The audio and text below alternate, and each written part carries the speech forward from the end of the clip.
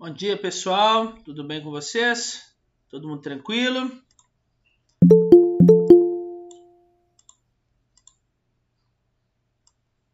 Descansaram?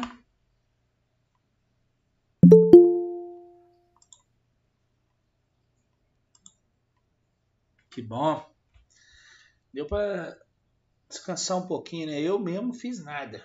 Nossa, fiquei à toa o dia inteiro. Olha, andei de bicicleta, né? Essas coisas assim. Mas foi muito bom para dar uma recarregada das energias, né? Bom, mais ou menos, porque eu continuo ainda muito cansado. Vou pegar o material de vocês aqui. Bom que estou esperando todo mundo entrar na aula. Bom dia, professor! Bom dia! Tudo bem, professor? Tudo bem, e você? Tô bem, tô bem. Isso é muito bom.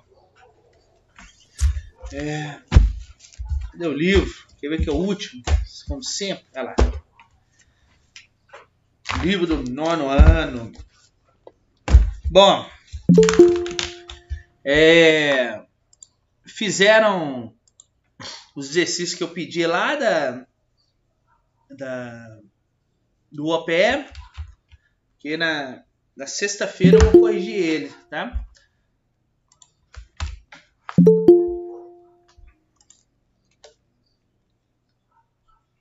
Ai, deu um negócio de espirro aqui agora, cara. Espirrando igual um doido. Pessoal, bom, o que vai ser a nossa proposta? Primeiro, bom dia a todas e todos novamente, né? Aqueles que chegaram depois, que eu já havia cumprimentado. Sejam bem-vindos. Mais uma aula, nossa 27ª semana de trabalhos remotos. 27ª semana de isolamento. 27ª semana que muitos estão com saudades. 27ª semana que muitos não aguentam mais. Professor, enfim. você falou 27ª semana de, né, da gente ficar confinado? Acho que não, porque a gente teve um mês de férias e não teve semana. É verdade. É verdade, teve as férias. As férias foram... o recesso, né, Davi? Tem tanto tempo que isso aconteceu que é como se não tivesse existido. Tá precisando demais. Tá precisando demais. Foi em maio, eu acho que foi isso mesmo, Pedro Augusto. Foi em maio, cara. Foi bem no início, né? Nós tivemos, eu acho que foram 3 semanas de aula remota. E aí, 3 ou 4 semanas, uma coisa assim. E aí entramos em recesso. Acho que de 2 semanas o recesso, né? E depois voltamos, cara. Nossa, mas foi... Esse recesso ele tinha que ter acontecido em julho mesmo, né? Igual sempre acontece, sim. Mas foi em maio e outro mês também. Mas foi uma estratégia, claro, que a escola adotou, porque ninguém esperava que ia durar tanto tempo, né? Vocês lembram que no início todo mundo pensava que ia acabar rápido, o mês acaba. Tipo assim, uma semana isso resolve. E só foi prorrogando. E pelo visto esse ano não volta mais, né? Eu já acabei de crer que dificilmente eles vão colocar aula para voltar agora, né? Já estamos em novembro. Pensa comigo. Eu acho que eles não devem colocar, não. Você sabia quando que acabam nossas aulas? 18 de dezembro, né? Dezembro? Beleza. 18 de dezembro. Eu acho que foi até bom a gente estar tendo muita aula, porque tem escola que vai terminar em abril. Que o quê? Vai ter escola que as aulas vão terminar em abril. Deus é mais. Acho que no Cefet vai terminar em abril, tem outra aí também. Nem Mas eles tiveram quase tudo sem aula, né? Então, Muita gente. O nosso, a escola, se você parar para pensar, ela vai parar praticamente na mesma época, no mesmo dia, assim, do que se as aulas tivessem presenciais, né? Porque é mais ou menos dia 18 mesmo, não é de dezembro que as aulas costumam terminar na escola. E lembrando que em dezembro a gente faz muita prova, né? Você lembra? Com a diferença que a gente fazia prova e ia embora, não era isso? As últimas provas lá na escola, em dezembro? sim. Não tinha, ou tinha aula, eu não lembro. Acho que não, né? Acho que Avaliação. as finais a gente só fazia ir embora. A avaliação final, acho que não tinha aula, não. A diferença deve estar só aí, que a gente deve, eu acredito, que vai continuar tendo aula. Eu acho, né? Não sei não, tá? Falando aqui, mas não sei não. Mas tomara que passe rápido. Quero que novembro passe rápido aí. Não que tudo vai se resolver, né? Em dezembro, tudo vai se resolver no final do ano e na chegada de um novo ano. Mas fica aquela vontade, né? Ou aquela esperança, né? Que as coisas até lá estarão melhores. Eu espero que isso sim. Bom, como proposta para a aula de hoje, nós vamos fazer correção do nosso capítulo, tá? Do Oriente Médio, ok? Por quê? Professor, mas e o 4 aqui, né? Eu estou aprofundando com vocês um pouco mais a correção desse exercício, ainda lá do volume 3, nós já acabamos ele, né? Mas estou corrigindo coisas dele ainda, porque o volume 4 nosso é muito pequenininho, certo? E aí eu vou precisar de poucas aulas para poder trabalhar com ele, né? Porque ele trabalha aqui o Japão e a Oceania. Então, se eu empolgar muito aqui, eu acabo terminando esse capítulo aqui esse livro, nesse volume, antes do necessário. Vai até 70 páginas, né? Contando com páginas de exercícios ainda. E aí eu acabo ele muito rápido e a gente vai ter que ficar julgando a dedanha, né, nas nossas lives aqui. Então isso não pode acontecer. Então por isso que eu quero corrigir os exercícios. Então agiliza tudo aí, a gente acaba e fica jogando Among Us. Né?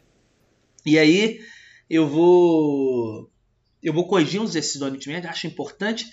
Primeiro, que a aula fica aí também já como uma revisão para provas. Vocês sabem que eu gosto de usar muitas questões parecidas nas nossas avaliações intermediárias ou avaliações finais. Eu gosto de usar muitas questões parecidas com as que tem no livro. Às vezes eu utilizo uma integralmente. Então quem acompanha sempre, quando eu fazia videoaula de correção de exercício, né, quem acompanha, quem corrige tudo, costuma se dar muito bem nesse aspecto, ok? Então vamos lá. Alguém quer falar alguma coisa antes de eu começar aqui?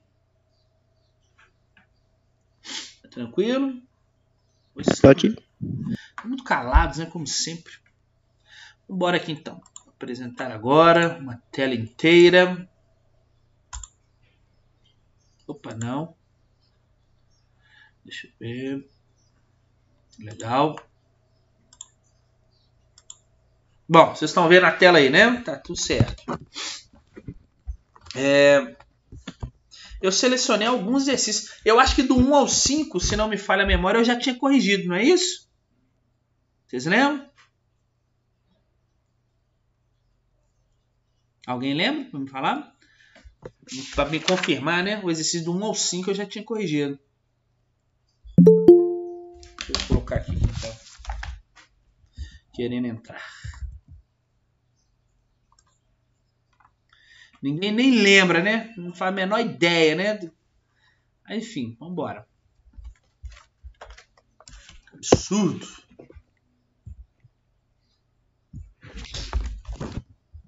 Então, olha aí, confirma aí. A integração econômica dos povos do Oriente Médio não é algo recente na história. Explique como a região passou a se chamar dessa maneira e como sua localização geográfica facilitou a instalação de vários povos. Eu já corrigi isso mesmo. Vamos lá. 2, 4.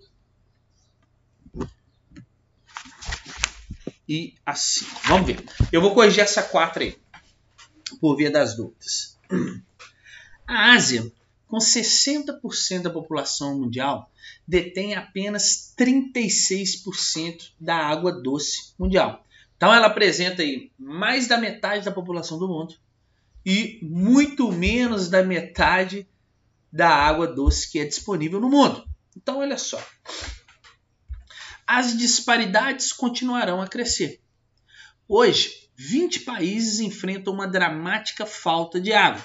Em 2050, se mudanças profundas não ocorrerem, a escassez de água afetará 7 bilhões de pessoas em 60 países. Você está doido. É uma crise silenciosa. É uma crise dos que não têm voz. Então, a água é um recurso intensamente disputado no Oriente Médio.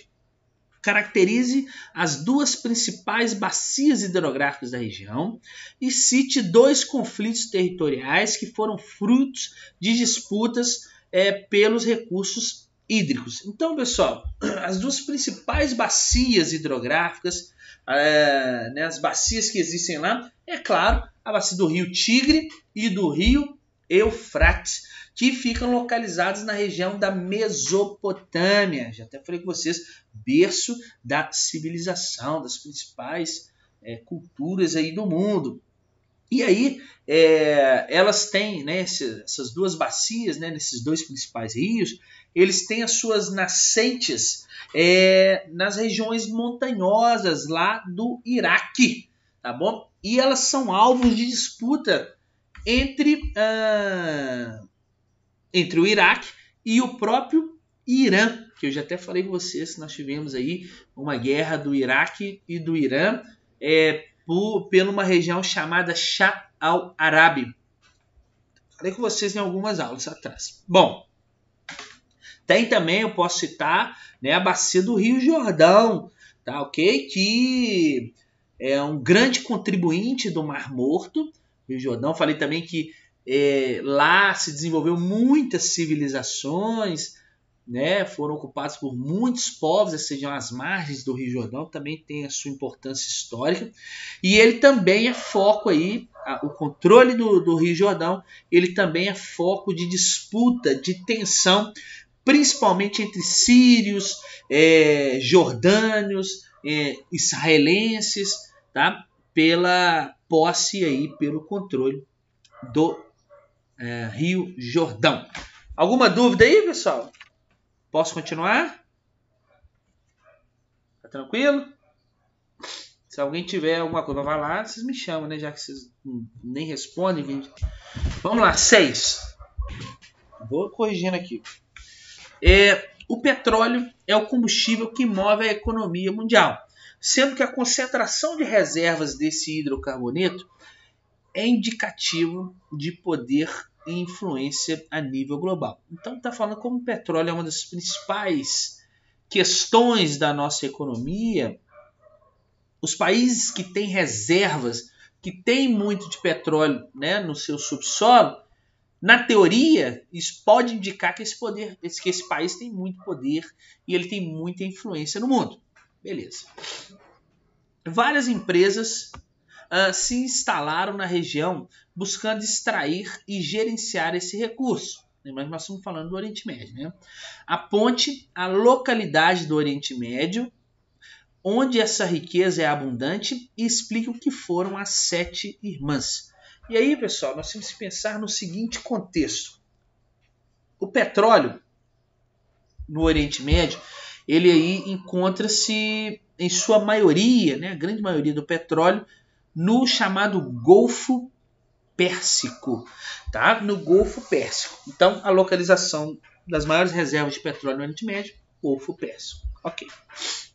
As 7 irmãs que ele pediu para explicar aí foram as grandes empresas que comandaram a exploração de petróleo no mundo no início aí da década de 70, tá? As principais empresas que controlavam a produção, a exploração, a retirada do petróleo no mundo, principalmente na região do Oriente Médio. E essas petroleiras, né, essas 7 irmãs, elas, deixa eu ver se eu lembro de todos aqui, Exxon, Chevron, Gulf, British Petróleo, a BP, Shell, 5, Texaco e Mobil. Isso aí, são as 7 empresas que comandavam toda a exploração de petróleo do Oriente Médio. Beleza? Vamos ver mais uma. Se alguém tiver alguma dúvida, me chama. Como resposta à internacionalização do petróleo, os países com grandes jazidas formaram uma comunidade denominada Organização dos Países Exportadores de Petróleo, a OPEP, que ela surgiu aí contra justamente essa internacionalização, essa ação das 7 irmãs do petróleo. Falei isso com vocês quando falávamos sobre o petróleo e as crises do petróleo. Bom, aponte qual é a principal requisição dessa organização e relacione a exploração do petróleo com a condição de vida da maioria da população do Oriente Médio. Então vamos lá, olha só, a OPEP, né, que é a Organização dos Países Exportadores de Petróleo, ela foi fundada em 1960 e ela foi fundada pela Arábia Saudita, Irã, Iraque, Kuwait, tem mais um, Venezuela, tá bom? E a OPEP, mas a Venezuela não está no Oriente Médio, tá? Lembrando. E a OPEP, pessoal, ela surgiu como uma tentativa de evitar o rebaixamento aí dos preços de petróleo que eram sugeridos pelas 7 irmãs, tá bom? Então as 7 irmãs, ela tinha total controle na produção e na exploração do petróleo nesses países e ela tentava derrubar o preço, diminuir o preço do petróleo. E aí surge a OPEP para combater, para pelo menos tentar combater isso, tá? E essa proteção, né, a riqueza petrolífera gerou efeitos positivos para esses países, é claro, pois com isso eles tiveram um grande crescimento das suas reservas financeiras. Se eles começaram a controlar o petróleo, né, eles começaram a ter muito dinheiro. Agora não ficava o dinheiro concentrado na mão dessas empresas, tá?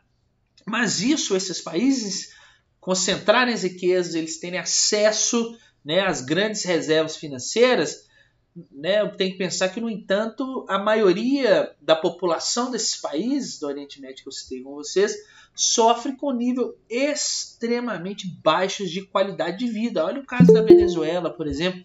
Então, mesmo esses países se tornando países muito ricos, né, já que eles controlavam agora o seu petróleo, a sua exploração, as suas reservas, ela não estava mais nas mãos das 7 irmãs do petróleo, isso não quer dizer que a população está tendo acesso a essas riquezas.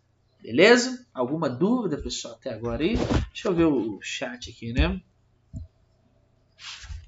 Lisboa está tentando entrar na aula. Então, beleza.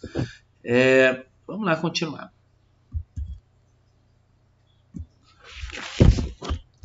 Ver. Olha a 8. Agora já falando sobre as pessoas ali do Oriente Médio e dando uma ênfase na Revolução Iraniana. Vamos ver o que aconteceu. Relembrar, né, o que aconteceu. A questão étnica e cultural do Oriente Médio é determinante até mesmo para as atividades econômicas desenvolvidas e a relação com o restante do mundo. Descreva como a Revolução Iraniana influenciou a economia mundial no final da década de 70. Então, lembrar que em 1979 foi quando ocorreu a Revolução Iraniana, que depôs aí um cara chamado Reza Pahlavi, né, o Shah Reza Pahlavi, e colocou no poder um Ayatollah Khomeini.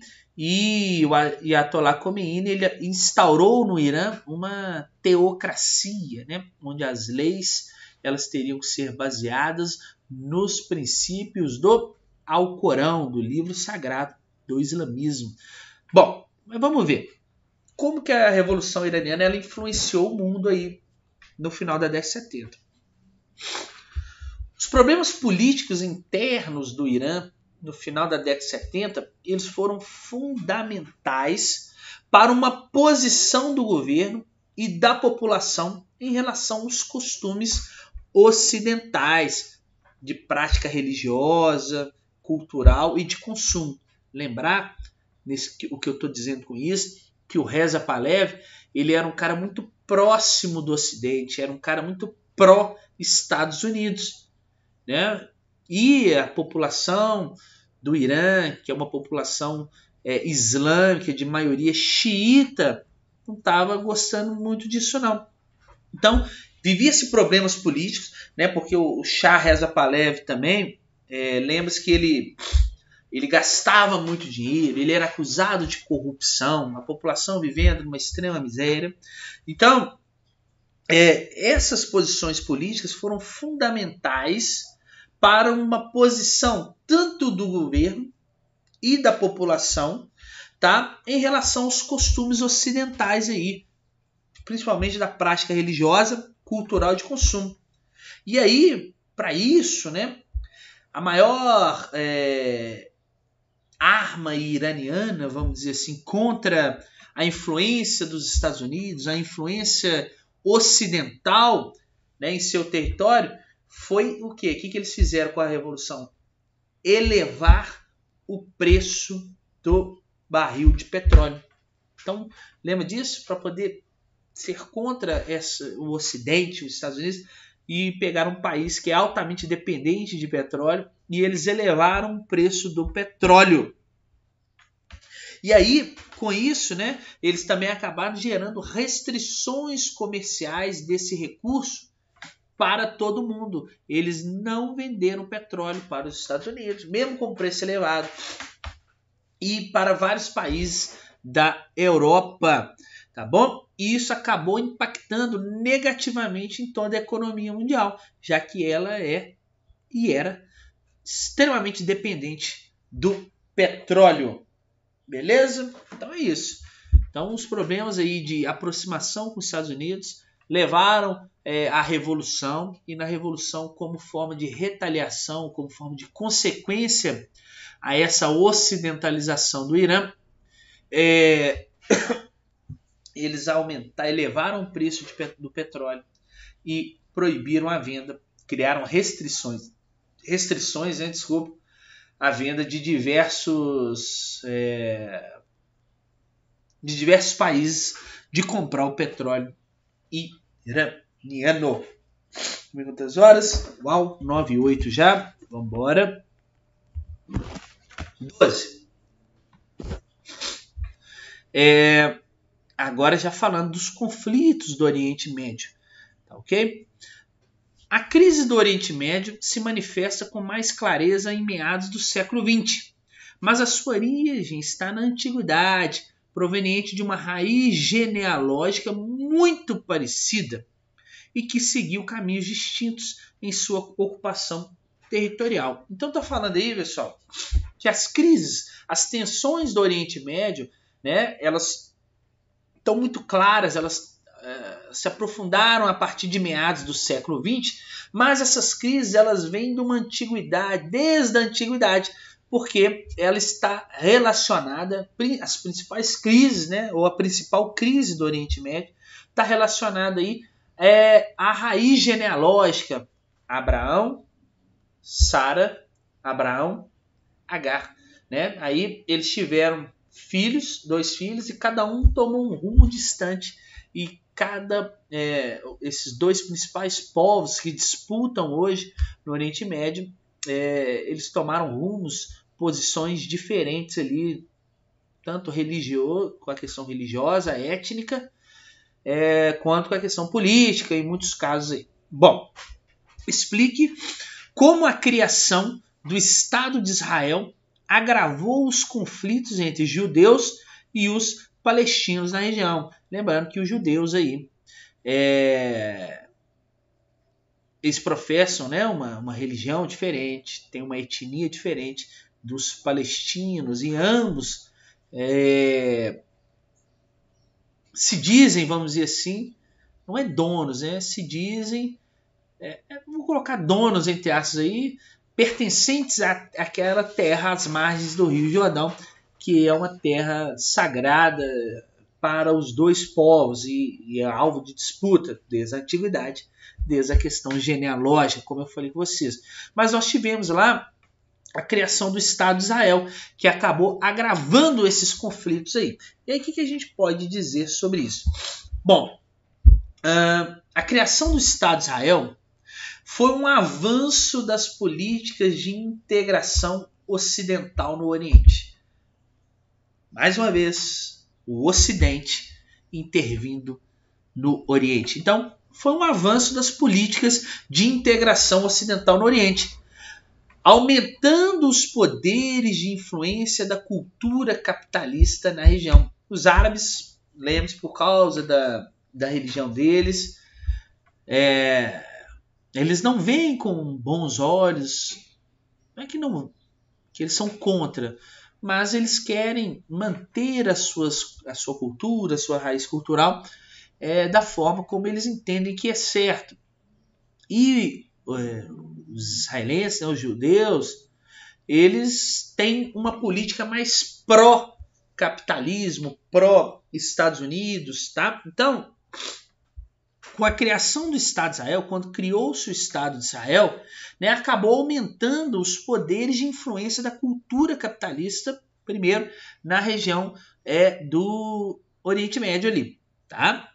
Houve instantaneamente a criação do Estado de Israel uma repulsa palestina, ou seja, eles foram contrários a isso imediatamente, pois o Estado israelense, quando criou, né, quando ele foi instituído, ele criou um chamado Estado expansionista, que começou a acumular, né, o Estado de Israel começou a acumular terras no Oriente com o passar dos anos. E essas terras, claro, estavam ocupadas e pertenciam aos árabes, os palestinos, tá ok? E esse conflito perdurou aí por toda a segunda metade do século XX, vamos dizer assim, né, lá no final da Segunda Guerra Mundial, e ocorre até os dias de hoje, porque até hoje árabes, né, os palestinos e os judeus, eles disputam lá a região próxima à margem do Rio Jordão. Tá?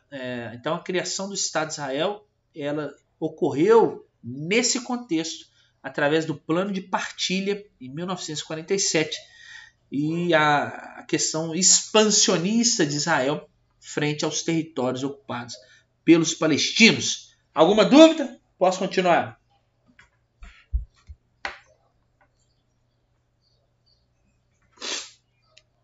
Bom, vocês estão assistindo? Vamos lá. Questão 13 aí. Mapa 1, Oriente Médio das minorias, ok. Território dos sauditas, Estado árabe xiita, Iraque que é sunita ali, beleza. E mapa 2, Oriente Médio atual, aí com os países. Bom, então o primeiro mapa, ele apresenta o Oriente Médio em um cenário hipotético, no qual as reivindicações de autodeterminação das principais minorias fossem atendidas. Então está dizendo que nesse primeiro mapa aí, todas aquelas minorias, aqueles povos que buscam a sua autodeterminação, ou seja, buscam a sua soberania e a criação de um Estado, de um país, né, é uma questão hipotética, porque ela não existe na prática. Bom, já o segundo mostra a divisão política atual no mesmo recorte espacial. Então, o que tem hoje na mesma região. Explique a diferença entre os dois mapas. Então, qual que é a diferença entre eu observar as minorias que buscam a sua autodeterminação, ou seja, a sua soberania, e aquele mapa que hoje apresenta somente as divisões político-administrativas do Oriente Médio? Bom, o mapa 1 ele apresenta aí uma situação hipotética na qual os grupos minoritários, né, situados na região do Oriente Médio, claro, consigam constituir um território próprio, onde seria possível desenvolver o seu modo de vida. Tá bom? Então, é como que eles gostariam ali de, na verdade, existir. Essa situação, pessoal, que mostra que tem muitos povos buscando autodeterminação no Oriente Médio, evidencia o quê? As desigualdades étnicas, sociais presentes na região, já que tem muitos povos buscando essa autodeterminação. Já o mapa 2, ele indica o mapa atual da região, né? Evidenciando que ainda hoje o poderio econômico, político, militar, ele acaba garantindo a soberania territorial para alguns países, né? E que grupos minoritários seguem inseridos dentro desses países. Percebam aí, olha, o Sagrado Estado Islâmico, que está pertencendo aí, que ele está dentro da Arábia Saudita, tá? O Grande Líbano, Israel, Grande Jordânia, Iraque sunita, o Iraque que é xiita. Então percebam aí quantas divisões que existiriam na teoria, hipoteticamente, mas que elas estão inseridas dentro de países que militarmente, que economicamente, que politicamente garantem a sua hegemonia, o seu poderio, para que essas minorias não busquem a sua autodeterminação. Isso, é claro, vai resultar em uma porrada de conflitos, uma porrada de tensão dentro do Oriente Médio. Ok? Vamos embora mais uma. Uai. Tô voltando. 4 coisas. Mais um conflito sobre Israel e Palestina. Os acordos de paz entre Israel e Palestina, eles sempre tiveram aí a intervenção americana. Sempre os Estados Unidos mediando aí. No entanto, fatores externos sempre influenciaram para que não houvesse o estabelecimento de paz entre as duas nações. Então, mesmo que os Estados Unidos sempre ali fizesse a intervenção para que ocorresse a paz, para que os acordos de paz acontecessem entre Israel e Palestina, outros fatores externos impediam que esses acordos de paz fossem assinados. A ponte, os acontecimentos que impediram, ao longo da história, a pacificação entre ambas as partes. Então, o que levou esses acontecimentos a que não ocorresse o acordo de paz entre Israel e Palestina?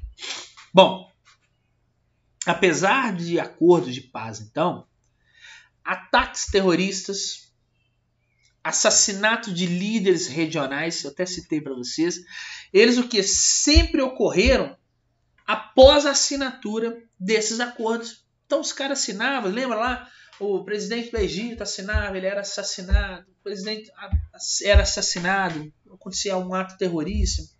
Então, mesmo em condições de reestabelecimento da paz na história aí da região, grupos radicais ligados às religiões monoteístas sempre fomentam ações de degradação cultural e acabam reforçando ainda mais as tensões e as guerras entre esses dois povos. Então, muito aí a ação dos grupos radicais. Beleza? Deixa eu ver no bate-papo se alguém mandou alguma coisa aqui.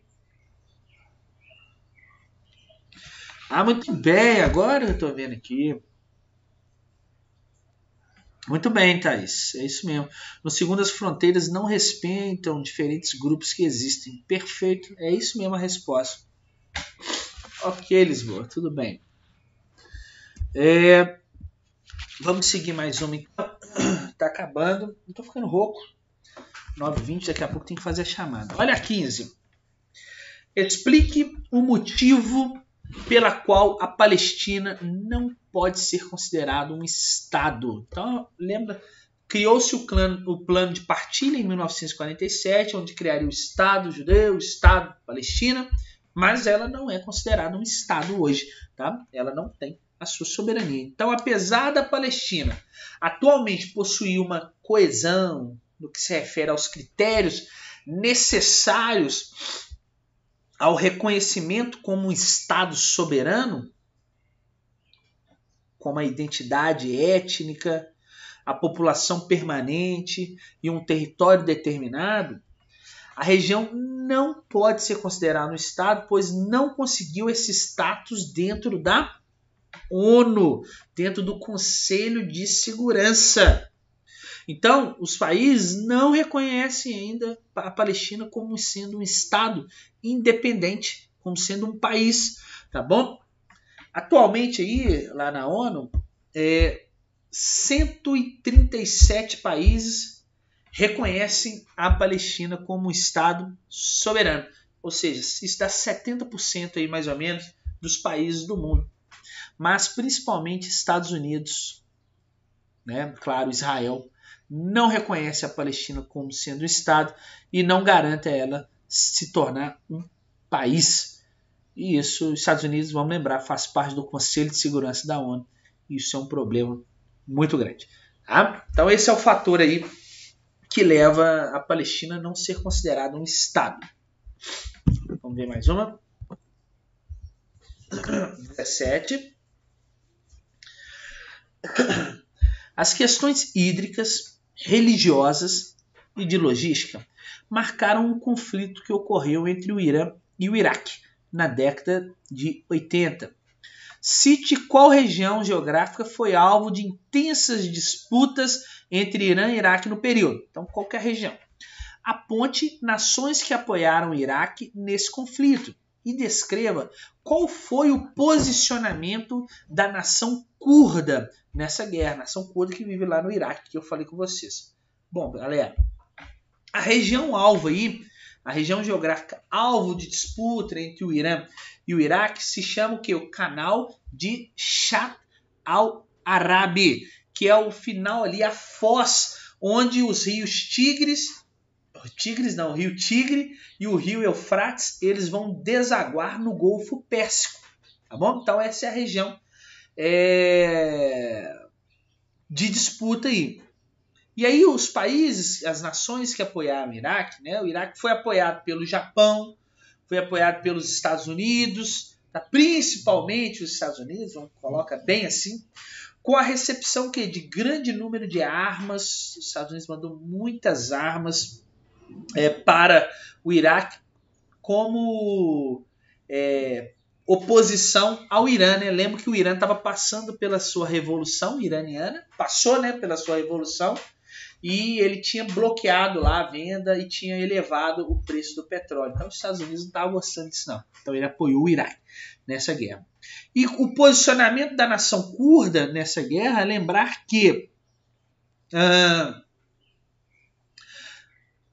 com essa guerra aí, os curdos, que hoje representam a maior nação do mundo sem um território, já falei isso com vocês, eles acabaram entrando em conflito, né, com as tropas do Saddam Hussein, que era o então ditador do Iraque, né? E esses curdos eles foram duramente reprimidos pelo Saddam Hussein. Inclusive, o Saddam Hussein utilizou contra os curdos armas químicas, armas de destruição de massas aí, tá? Nesse conflito entre Irã e Iraque e os curdos tomando de tabela ali, né, nós tivemos aí mais de acho que se eu pegar aqui, acho que foi 1 milhão de mortos, né, isso, nessa guerra. Um trem absurdo. Beleza? Deixa eu ver aqui no bate-papo se alguém tem dúvida. Não, ninguém, nada. Então seguimos. Deixa eu ver se eu separei mais alguma questão. Questão 18. Olha lá. As práticas culturais do Ocidente, aí eu vou corrigir essa e faço chamada, tá? As práticas culturais do Ocidente capitalista nunca foram vistas com bons olhos por parte dos extremistas islâmicos. A situação diplomática do Irã junto aos Estados Unidos entre as décadas de 70 e 80 retratam muito bem esse descontentamento com a cultura ocidental. Falamos isso aí já tem questões anteriores. Com base nisso, explique como se iniciou o conflito entre o Irã e o Iraque nos anos 80. Bom, com a Revolução Iraniana, né, e o seu momento de instabilidade política e social, o país, né, o Irã, foi atacado pelo Iraque, o que acabou conduzindo aí a essa guerra entre Irã e Iraque. E esse conflito que durou aproximadamente 10 anos, quase 10 anos, foram 10 anos, durou praticamente 10 anos esse conflito, ele acabou comprometendo aí a exploração e a comercialização de petróleo por parte aí dos dois países, tá? Então ele se iniciou aí com a disputa da região do Shatt al-Arab, né? No qual o Iraque avançou contra o Irã, vamos dizer assim, ele iniciou os ataques contra o Irã e conduziu uma guerra aí de quase 10 anos, no qual não houve vencedor. Eles fizeram apenas um cessar-fogo. Beleza? Então vamos embora. Deixa eu fazer a chamada então. Espero aí que tenha entendido tudo, né? Ninguém falou nada. Deixa eu sair. Eu tinha até mais questões. Eu tinha 1, 2, 3, 4 para corrigir, mas não vou corrigir. Não. Então, vamos para a chamada para não atrasar vocês. Foi, Thaís. De certa forma, não muito aleatório assim, né? Porque eles queriam o controle ali da foz do Shatt al-Arab, né? Da foz do rio. E ter o controle dessa região garantiria o controle no escoamento e na produção do petróleo, né? Mas acabou não resultando em nada. Tô abrindo a chamada aqui, tá, gente? Só um minutinho.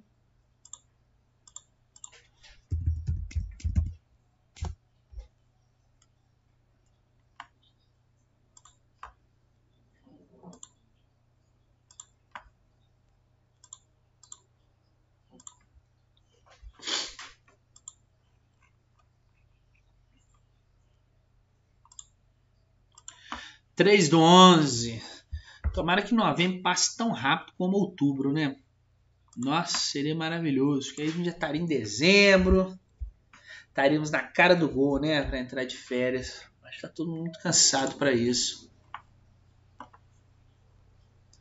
Verdade, Thaís. Lembrando que, né, você falou que o objetivo faz sentido. Mas aí o que eles conseguiram com isso? Exatamente nada. E essa guerra acabou levando uma outra guerra, né? Porque o Iraque ele pegou muito dinheiro emprestado com a Arábia Saudita e com o Kuwait, né? O Kuwait que tem a moeda mais valorizada do mundo, o dinar. Não sei se vocês sabem disso, né? Por que a moeda do Kuwait é muito valorizada? Porque como lá o país é um dos maiores produtores de petróleo do mundo, eles usam tanto dólar dentro do país que acaba que a moeda deles não é utilizada. E aí ela supervaloriza, porque você vai comprar uma coisa na padaria e eles acabam comprando em dólar, né? E aí a moeda oficial deles não tem movimento, acaba sendo extremamente valorizada. Olha que doido. É a moeda mais valorizada do mundo, tá? O dinar. Vamos lá. Deixa eu fazer a chamada aqui. Aí eu tava falando, e aí isso acabou o que? O Iraque pegou muito dinheiro emprestado com o Kuwait. E aí, para não pagar essa dívida, o Iraque foi lá, logo na sequência que acabou a guerra contra o Irã, ele invadiu o Iraque, né, como uma das formas de não pagar essa dívida que ele contraiu durante a guerra com o Irã. Guerra do Golfo, né, foi a guerra do videogame que eu ensinei para vocês. Bom, vamos lá, chamada, se vocês puderem me ajudar e alguém responder, né, pelos que só escrevem no chat. Angélica. Presente. Ana Carolina de Paula. Presente. Ana Clara Soares. Presente. Arthur Augusto. Christopher. Presente. Davi Mendes. Presente. Dayan. Mandou no chat. Eduarda Peterson. Presente. Enzo. Presente. Fernanda. Presente. Gabriel Costa. Mandou no chat. Gabriel Diniz. Gabriel Lucas. Presente. Giovana Carvalho. Presente. Guilherme José. Mandou no chat. Gustavo Henrique. Presente. Henrique Souza.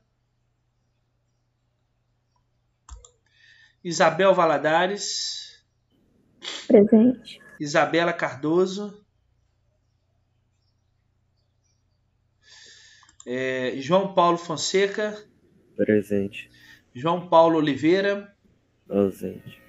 Ausente? Uhum. Júlia. Professor. A Isabela acabou de mandar presente aqui no chat. Tá. Júlia. Presente. Caio. Presente. Lucas. Mandou no chat. Maria Eduarda Miranda. Presente. Maria Eduarda Paiva. Presente. Marina. Presente. Pedro Augusto. Presente. Pedro Tolentino. Presente. Thaís. Mandou no chat. Vitor Roberto. Vitor Yukio. Bom dia. Vitória. Presente. E Wendy. Presente. Beleza, então, pessoal. Então, é isso. Muito obrigado aí pela participação. Aliás, pouquíssima participação de vocês na correção. Na sexta-feira eu falo com vocês sobre...